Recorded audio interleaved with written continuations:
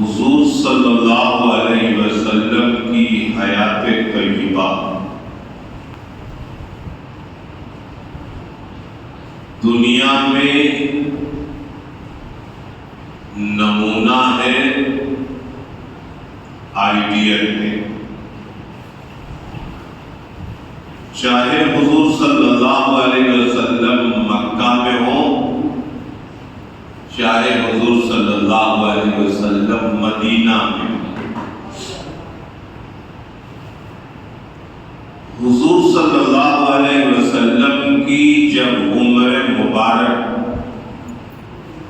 35 یا 36 سال کو پہنچتی ہے تو مکہ کے لوگوں نے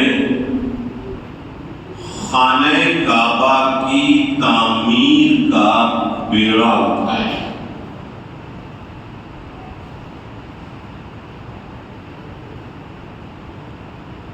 مکہ کے لوگوں نے مشورہ کیا کہ ہم خانہ کعبہ کی تعمیر پاک مال سے کریں گے اور سب لوگ مل جل کر خانہ کعبہ کی تعمیر کریں گے۔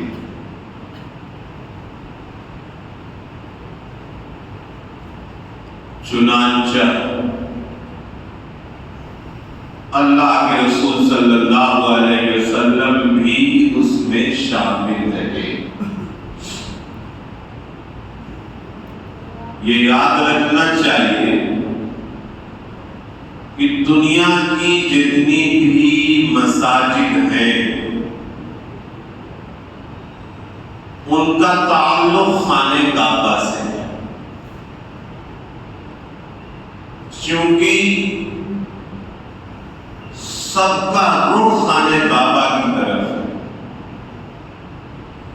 اور ہم جب بھی نماز پڑھنے کے لیے کھڑے ہوتے ہیں تو ہماری نیت بھی یہی ہوتی ہے کہ ہم اپنا رخ خانہ کعبہ کی طرف کر رہے ہیں۔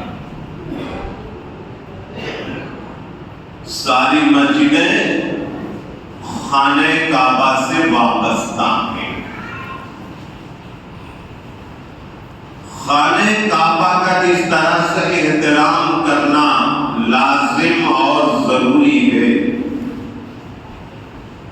اسی طرح ساری مسجدوں کا بھی احترام کرنا لازم اور ضروری ہے۔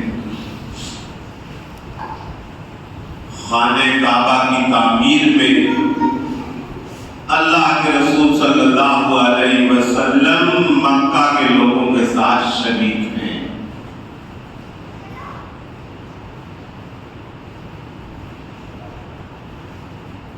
ہم یہ سمجھتے ہیں کہ کسی بھی کام کے اندر مال کا تعاون بہت اہمیت کا حامل ہوتا ہے، یقیناً ہوتا ہے، مگر اس کے ساتھ ساتھ وقت کا بھی تعاون ہونا چاہیے۔ آدمی وقت دینے والا بنے، اسی طرح اپنے ہنر کا اور فن کا بھی تعاون دینا چاہیے، اور جتنا بھی ہو سکے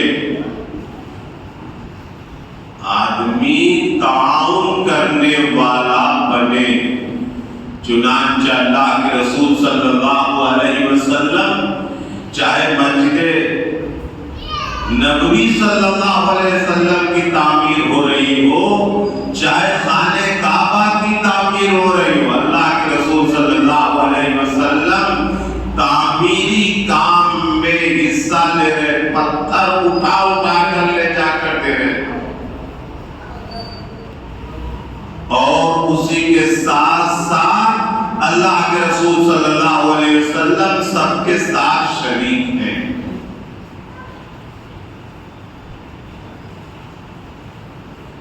ہمیں چاہیے کہ ہم بھی مساجد کے تعمیری کام میں، مساجد کی صفائی کے معاملے میں مساجد کے تقدس کے معاملے میں، مساجد سے تعلق کے معاملے میں ہمیں بھی بڑھ چڑھ کر حصہ لینا چاہیے۔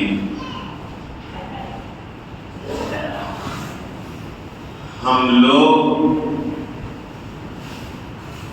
15-20 سال پہلے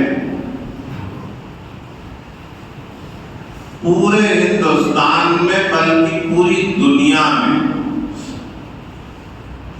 لوگ مساجد کی تعمیر میں یا مساجد کی صفائی میں بہت بڑھ چڑھ کر حصہ لیا کرتے ہیں۔ اب تو نہ جانے کس طرح کا معاملہ ہو گیا، عام طور پر کہ کسی کا تعاون کرنے میں یا کسی کو اٹھا کر کچھ دینے میں لوگ آر سمجھتے ہیں، اپنی ذلت سمجھتے ہیں، اپنی توہین سمجھتے ہیں،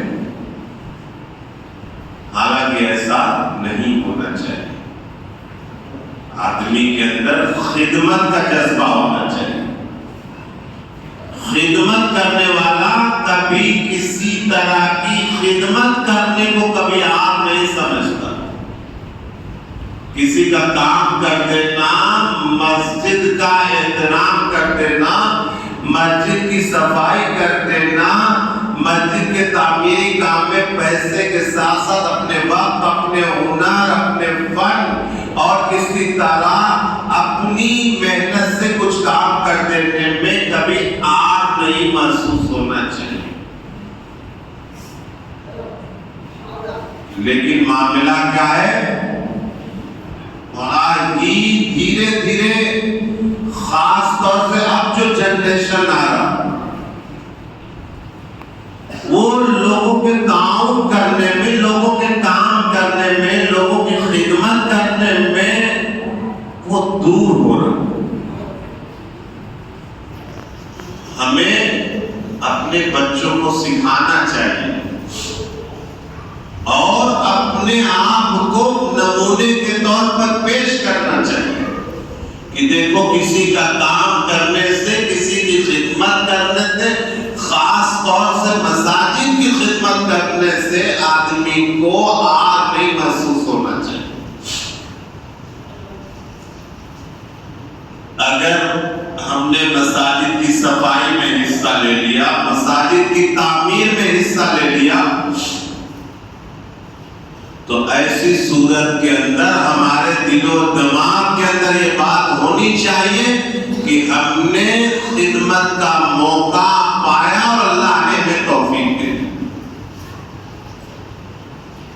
بہت ساری مسجدوں میں صرف مؤذن صاحب، صرف تھوڑے سے لوگ جو ہے جو مسجد کے ذمہ دار ہوتے وہی لوگ شامل ہوتے، باقی لوگ سمجھتے ہیں کہ ہم کیسے مسجد کے اندر جھاڑو لگائیں، ہم کیسے مسجد کے غسل خانے کی، وضو خانے کی صفائی کریں، ہم کیسے مسجد کے راستوں کی صفائی کریں، ہم کیسے اپنے گلی کے راستوں کی صفائی کریں، یہ تو ہمارا نہیں ہے۔ یہ آدمی جب آدمی سوچ کے ساتھ رہے گا کہ مجھے خدمت کرنے میں، مجھے یہ کرنے میں آر محسوس ہو رہا ہے، تو یہ غلط بات ہے۔ اللہ کے رسول صلی اللہ علیہ وسلم نے خانہ کعبہ کی تعمیر میں اور کسی طرح مسجد نبوی صلی اللہ علیہ وسلم کی تعمیر میں اللہ کے رسول صلی اللہ علیہ وسلم بنفس نبی شریک تھے۔ بہرحال تعمیر ہو ہی رہی تھی، حجر اسود کے رکھنے کا معاملہ آ گیا۔ سب لوگوں نے کہا ہم رکھیں گے، ہم رکھیں گے۔ بعض جگہ پہ لکھا ہے کہ کچھ لوگوں نے اپنے جسم سے خون نکال کر پیالے کٹورے میں رکھا،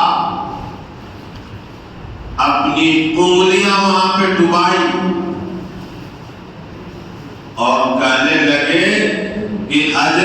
بعد ہم ہی رکھیں گے، ورنہ خون کی ندیاں بہہ جائیں گی، ہمارے علاوہ کوئی نہیں رکھے گا۔ اللہ کے رسول صلی اللہ علیہ وسلم سب منظر کو دیکھ رہے ہیں، سارے اختلافات جو ہو رہے تھے وہ ساری چیزیں رسول اللہ صلی اللہ علیہ وسلم کے سامنے تھی۔ یہ عالم ہے اختلاف کا، ہم ہی رکھیں گے، ہمارے علاوہ کوئی اور نہیں رکھے گا، اور اگر کوئی رکھا تو خون کی ندیاں بہہ جائیں۔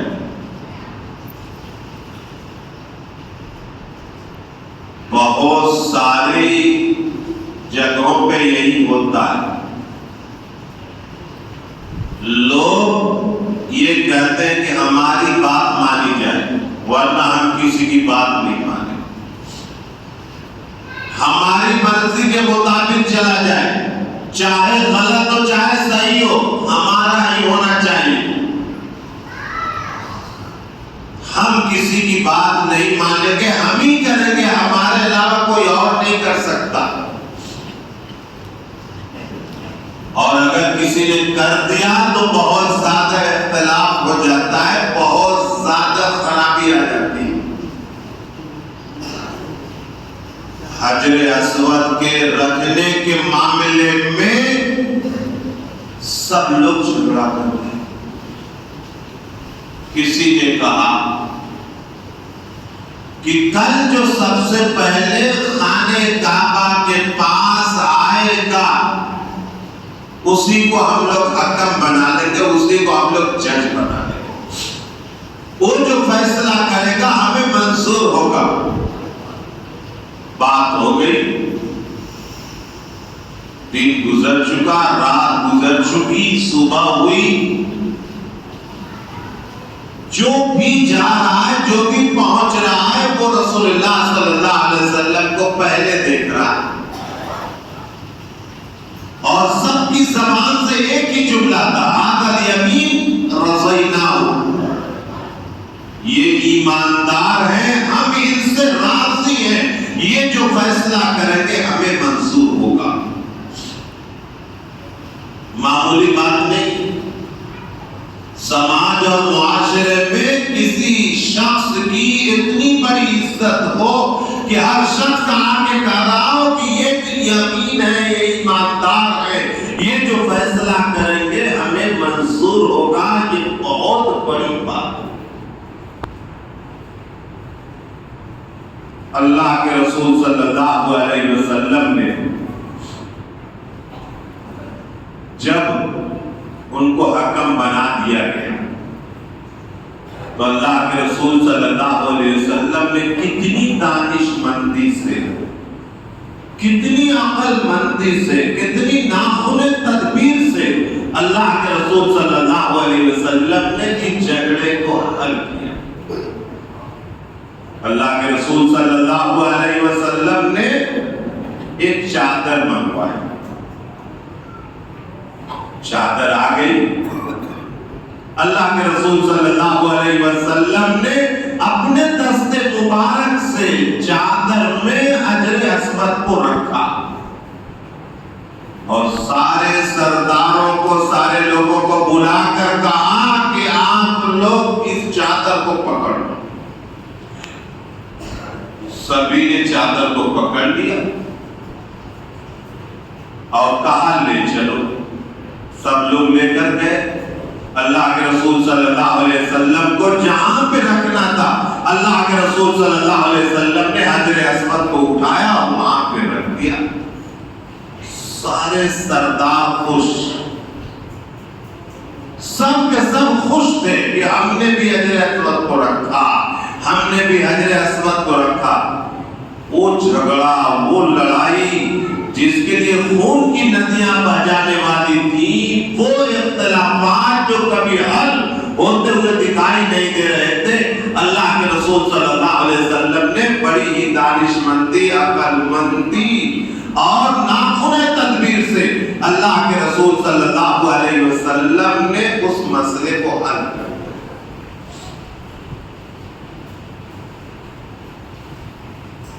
सुलह कराना, झगड़े का हल कराना बहुत अहम बात है। सुलह कराना, झगड़े का हल कराना, एक दूसरे से मिला देना, ये बहुत बड़ी सवाब का काम। तारीख की किताबों में लिखा है, उलमा ने लिखा है, सुलह कराने में, झगड़े को हल कराने में अगर हमें कुछ झूठ भी बोलना पड़े तो गुंजाइश है कि झूठ बोलकर झगड़े को खत्म कर दिया जाए, इख्तिलाफ को दूर कर दिया जाए।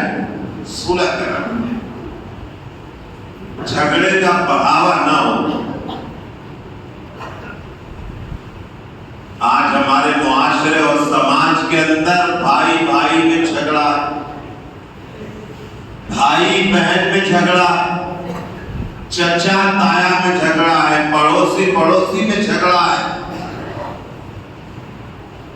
झगड़े को खत्म कीजिए, और अगर मालूम हो जाए तो झगड़े वालों को मिलाइए, सुलह कराइए उनके दरमियान। कुछ मामले को नजरअंदाज कीजिए, किसी मामले के अंदर दिलचस्पी लीजिए और मामले को खत्म कराइए। झगड़े को खत्म कराना, इख्तिलाफ को खत्म कराना हुजूर अकरम सल्लल्लाहु अलैहि वसल्लम की हयात तय्यबा से पैगाम मिलता है कि कैसे करना चाहिए।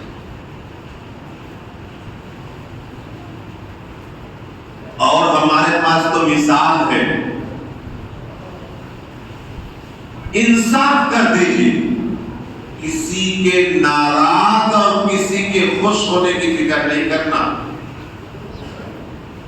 जो इंसाफ हो उसी के मुताबिक फैसला कीजिए। अल्लाह के रसूल सल्लल्लाहु अलैहि वसल्लम ने इंसाफ किया, सारे कबीले वालों को बुलाया, चादर पकड़ लो, सब पकड़ ली। और फिर अल्लाह के रसूल सल्लल्लाहु अलैहि वसल्लम सबसे पहले सुबह में मौजूद है, अल्लाह के रसूल सल्लल्लाहु अलैहि वसल्लम का हिस्सा बनता है। चुनांचे अल्लाह के रसूल सल्लल्लाहु अलैहि वसल्लम ने अपने हिस्से को अदा करते हुए हजर अस्वद को रखा और फिर हजर अस्वद को ले जाके जहां पे रखना था वहां पे रख दिया। इख्तिलाफ को खत्म करना बहुत बड़े सवाब का काम।